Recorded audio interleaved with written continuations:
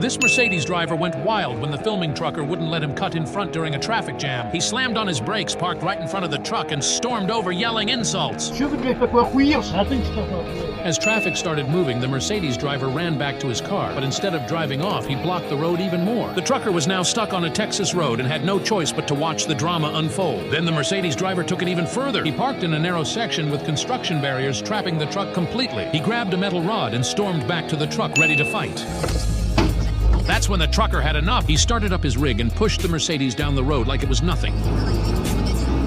The driver, shocked, scrambled to get back in his car trying to stop the truck. But after a few failed tries, he finally gave up.